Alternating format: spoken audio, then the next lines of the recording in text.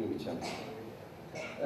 Right Honorable Dr. Ram Varan Yadav, Honorable Engineers Sarvendranath Shukla, Professor Deepak Bhattarai, Professor Nimo Gunawardene, Dr. Upendra Gautam, Professor N.K. Ambujam, friends and colleagues, ladies and gentlemen, a welcome to this meeting. It is my honor and privilege to deliver the opening speech in this meeting in the presence of the President and Education Minister of Nepal on this beautiful day, in this beautiful city, in this beautiful country. A very warm welcome also on behalf of me. Where did this all start, this interdisciplinary water education project? In February 2001, 8 people came together in the city of Kolkata in India from different South Asian countries, plus myself from a former wetland called the Netherlands. All of us were somehow, in one way or the other, critically engaged in water resources management issues in the region, either as researchers, as activists, as teachers. And we decided that something needed to be done. And what did we do? We started the Saki Waters Project. First a project, then an organization. South Asia Consortium for Interdisciplinary Water Resources Studies. Impronounceable, so Saki Waters is much easier. What did we want to do with that project and later organization? We wanted to strengthen interdisciplinary, people-centered water resource management through education, research, and advocacy.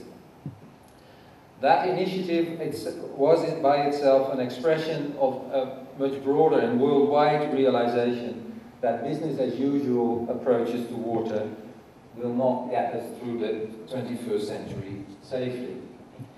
Many, and I'm sure all of you in this room, might easily agree with this in the abstract or in general. It's quite something else to translate that away from business as usual perspective into practice.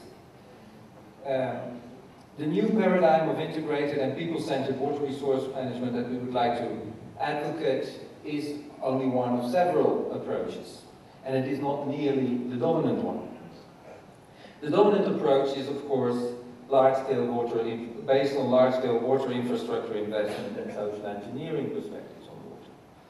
Without exaggeration, it can be stated that to establish a new approach in the mainstream of water resources management is a struggle. It is an intellectual struggle, it is an organizational struggle, it's an economic struggle as well as a political struggle. It is through the Crossing Boundaries project that we started in 2005 that we try to make a small contribution to that transformation process. There are a number of boundaries that we particularly want to cross. The disciplinary boundaries in science, notably those between the technical and the social science. The geographical boundaries, notably those between countries in South Asia. Sectoral boundaries in recognition of the multifunctionality and the multiple meanings and uses of water. And gender boundaries, the mainstream water sector being, on the whole, the formal water sector at least, male-dominated and masculine. You will hear a lot more about this in the next few minutes and in the coming 3 days. The Crossing Boundary project is about long-term investment in human capacity development. We chose education as our focus to train a new generation of male and female water resources professionals. The philosophy that new ideas and alternative approaches take time to get internalized, and if they're not internalized in the mainstream of water policy and practice, they risk to remain marginal and change elusive. The second part of the philosophy has been that at least part of the water sector provides fertile ground for such transformation. There is a very strong awareness within the water sector, in different domains of it, that doing things differently is really necessary. The challenge is to translate that awareness into new forms of professionalism, new types of education and research, and new forms and emphases of public water knowledge. This conference reports on 5 years of boundary crossing efforts. Some of that is in your bag in a physical form. Many other aspects of it will be communicated in word and in image. We invite you to discuss, to comment, and to help us to do more and better in this field. An opening speech is not the right moment to distribute compliments, but one compliment I still want to mention, I want to give.